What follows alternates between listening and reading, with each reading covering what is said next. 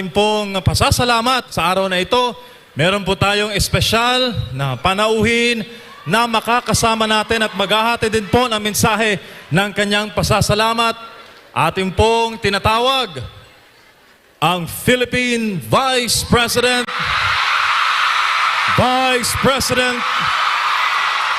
Sara Zimmerman Duterte.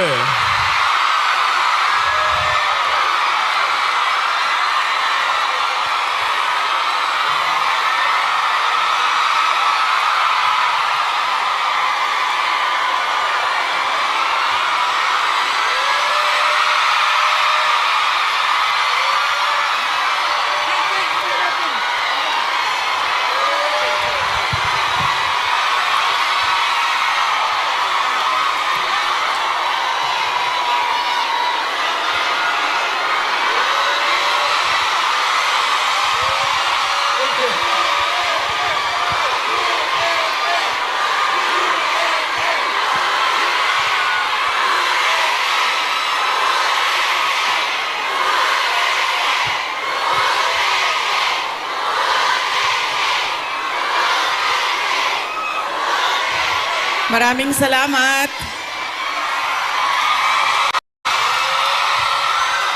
Magandang umaga sa inyong lahat. Maaari po siguro muna kayong maupo.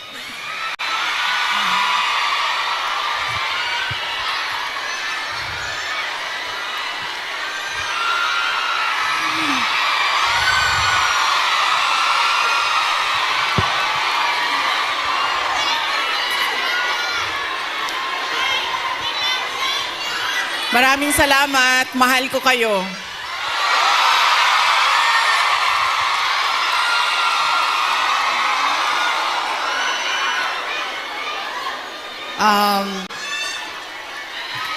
Upo muna siguro para yung mga nasa likod makakita din.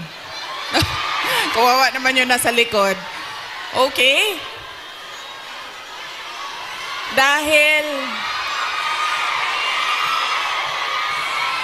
Dahil kayo ay sumisigaw ng Duterte, suspended na kayo lahat bukas.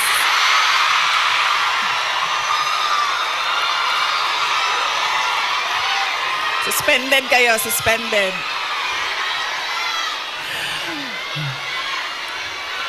Joke lang.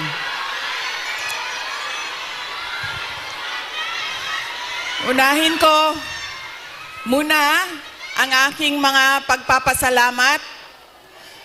Mga thank you muna dahil baka sa sobrang daldala natin, mamaya sa sobrang pagbibigay ng mensahe ay makalimutan ko ang mga pagpapasalamat. Kaya mabuti nang mauna ang mga pagpapasalamat. Una, tayong lahat ay nagpapasalamat sa Hong Kong government and sa Hong Kong police sa kanilang tulong sa atin para mabuo ang ating pasasalamat ngayong araw na ito. We would like to thank the Hong Kong government and the Hong Kong police for their cooperation, for their support to our Thanksgiving this morning, on this very beautiful Sunday. Marami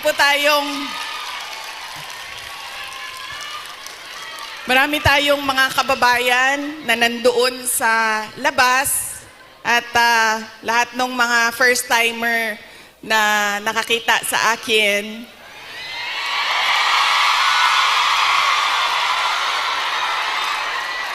Sabi nila, ang ganda mo pala, bakit mukha kang...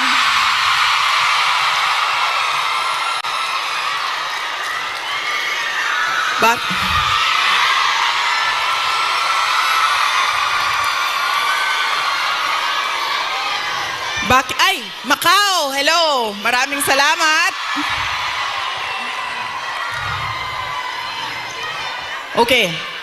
Sabi niya, ang ganda mo pala, bakit mukha kang...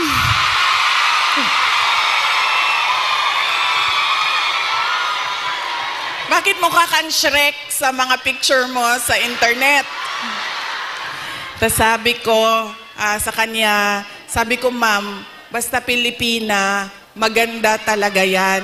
Tayong lahat yon. Now, hindi ko lang alam sa mga Pilipino, sa mga lalaki natin, pero sigurado ako sa mga Pilipina ay maganda. Dahil, ano ang ating proof o evidence sa buong mundo na maganda talaga ang Pilipina? Ilan ang Miss Universe natin? 4. 4 ang Miss Universe na winners ng Pilipinas. Kaya, ibig sabihin, global ang beauty ng Pilipina. Kaya, bago ang lahat, sabihin niyo sa lahat ng kaaway ninyo, Pilipina ako, maganda ako.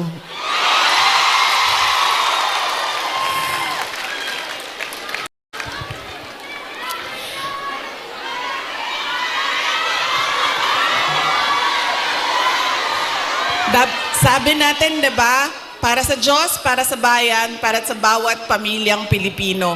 Nauna ang pasalamat ko sa Hong Kong government, pero ang unang pasalamatan natin ay ang Diyos.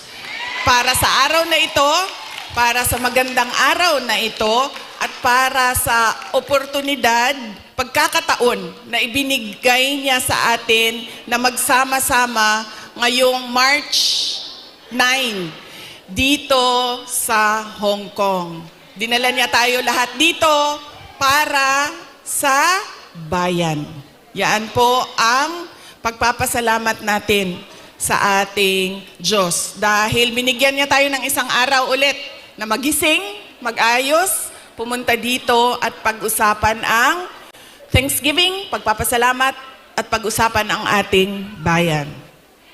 Ang sunod na pagpapasalamat ko ay hindi ko isa-isahin yung mga pangalan dahil baka may hindi ako mabanggit at magtampo. So, isa-isahin ko lang ang mga grupo na kailangan natin pagpasalamatan. Unahin ko muna ang Kingdom of Jesus Christ.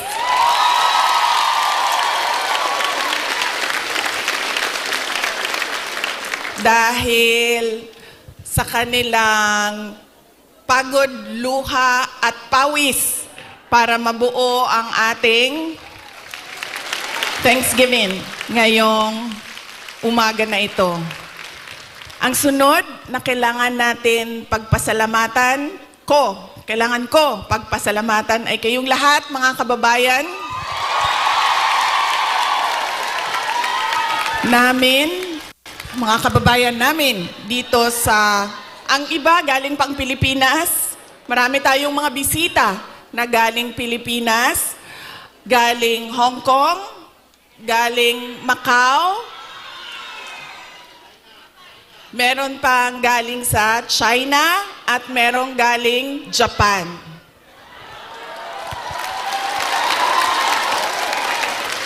Maraming salamat sa inyo dahil ibinigay ninyo ang oras ninyo ngayong araw na ito. Madami sa inyo kailangan maglaba. Kailangan magplansya. Yes, mag-day off, pero kailangan niyo labhan yung damit ninyo. Kailangan ninyo magpa-parlor kasi, 'di ba? Araw ito ng pagpahinga.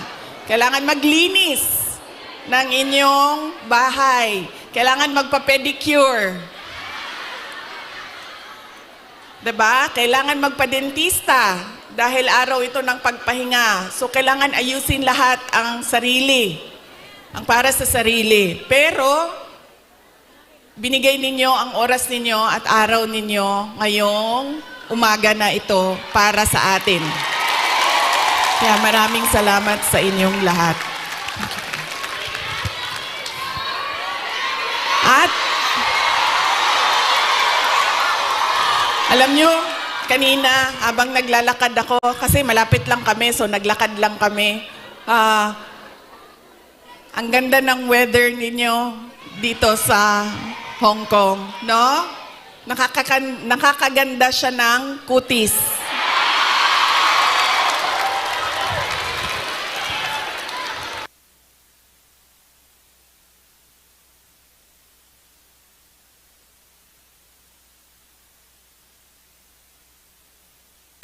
Anong sabi namin na nakatira sa Pilipinas at yung mga nakatira sa mga kababayan natin sa Middle East? Sana all malamig ang tinitirhan. Sana all maganda ang kutis.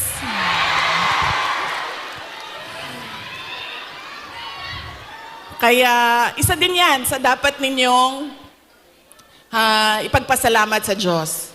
Nandito kayo sa lugar na hindi magulo, maganda ang klima, at lalong-lalo na nandito kayo dahil meron kayong hanap buhay. Hindi natin gusto na umalis ang ating mga kababayan sa Pilipinas. Pero marami sa atin, dahil walang oportunidad sa ating bayan, ay nakikipagsapalaran sa iba't ibang lugar sa mundo para sa inyong mga pamilya.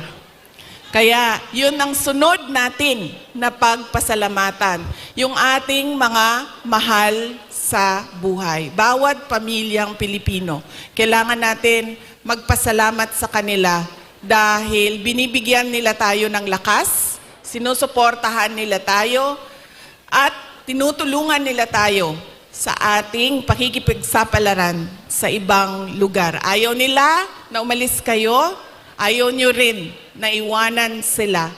Pero kailangan natin gawin dahil kailangan suportahan ang ating mga pamilya. Okay? Pagpapasalamat, ulitin ko sa Diyos, sa Hong Kong government, Hong Kong Police, sa KOJC, sa inyong lahat, mga kababayan namin na nandito, at syempre kailangan natin pasalamatan ang PDP laban. Parang tinanggal na ata nila ang laban, no? PDP na lang, no? Opo.